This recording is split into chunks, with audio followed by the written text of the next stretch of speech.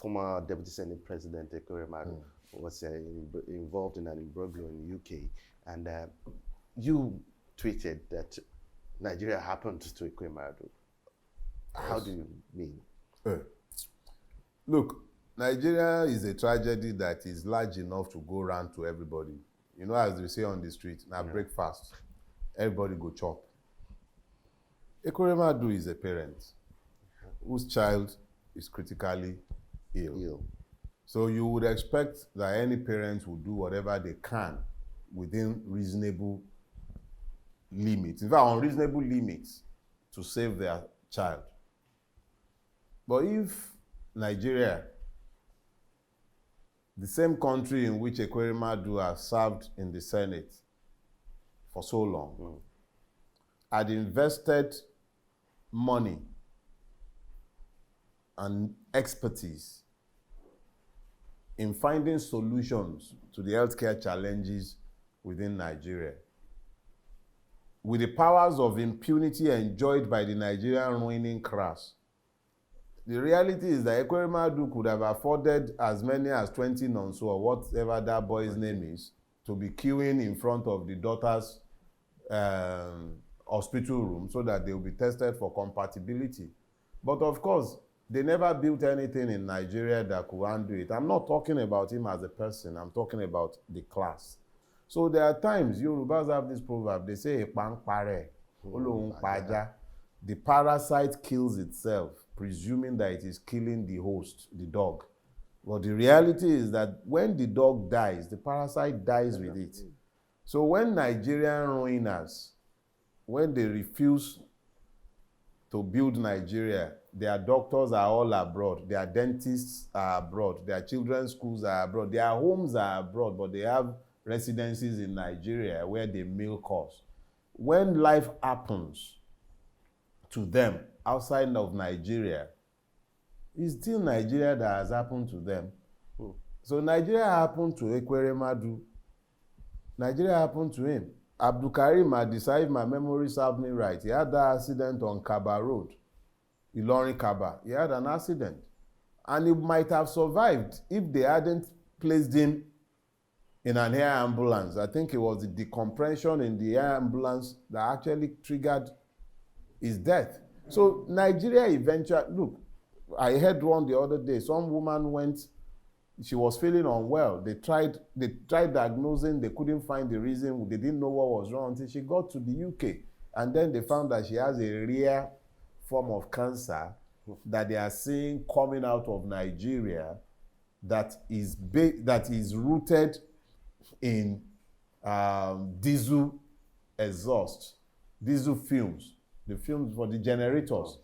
Because we are breathing in these carcinogenic properties, they are seeing a very high incidence of this particular type of cancer coming out of Nigeria. Nigeria has happened to that person too. If the person didn't have to be putting on generators and constantly having the effluent from the generators coming into the homes, in some places, the generators are running for days without NEPA showing up at any point in time. So Nigeria happens to everybody within this space to varying degrees and extent.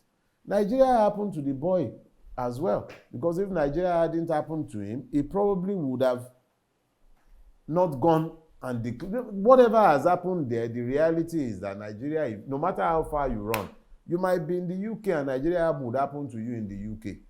Nigeria happens. So yes, Nigeria happened to Ekweremadu. Finally, sir, let's get your response to this. There are palpable fears among Nigerians that coming ahead of 2023 general elections, which is about 8 months, you are assuming that we still have more times. But there are palpable fears among the electorates that the ruling class, which you give the appellation ruining class, they are going to give themselves a significant head start with regards to these elections, considering the fact that they have certain advantages that can be manipulated, consolidated by they manipulating the state access to resources now to distribute, patronage and gates, and outspending the opposition parties. And at the same time, they may digitally manipulate the media as well as the electoral process. Doesn't that paint a grim picture for Nigerian electorates? I choose to believe that what we have is a unique opportunity. You know, the same character that denotes danger in Cantonese script also means opportunity. I admit that things look pretty bleak in this moment. And people are right to entertain the fears that they are entertaining. But that's the thing right there, fears. Fears do not enable you to act. It cripples. It cripples. One of the synonyms for fear is petrified. The word petrified has its root in stone, petra. It becomes frozen. And every adversary would like you to believe that it is stronger than it actually is. 2019, Atiku versus Buhari, with all the vote buyings, the levers of powers and everything that they managed to deploy, because these were two horrible candidates against each other, they still couldn't muster 28 million people to go to the poll. So they had only a third, less than a third of the electorate at the poll. Nigerians are hopeful. Hope is a good thing to have in this situation. And I have already explained to you, we are on a leadership recruitment drive. We are not looking to vote for a politician. We are looking for a leader to take us out of the mess we are undoubtedly in. So if we are looking for a leader to take us out of our mess, we must know where we want to go if those who are presenting themselves do not know where they want to take us.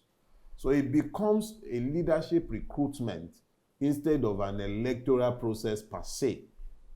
And I believe that we have sufficient heft, we have sufficient numbers to force this discussion. The Nigerian youth are engaged.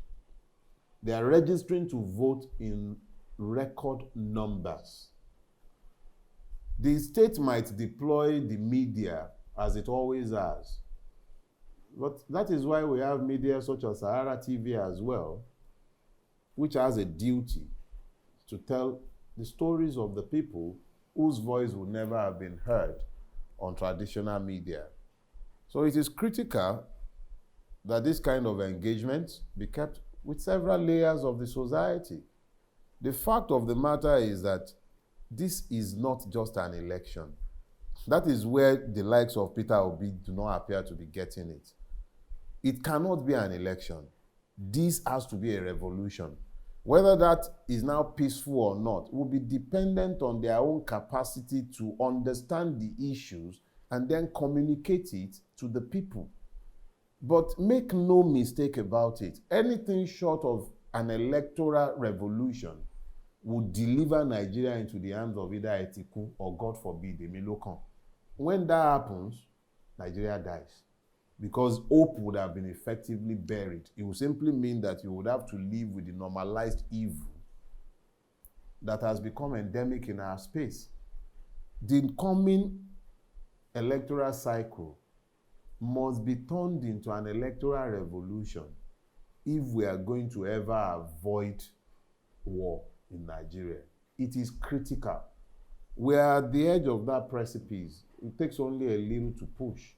You already have the alienation of Ndigbo, whom you have told in no uncertain terms that it cannot aspire as a group to the headship of the iniquitous country that you have built, which has constrained and marginalized them, but they cannot even contest or expect to be allowed to participate.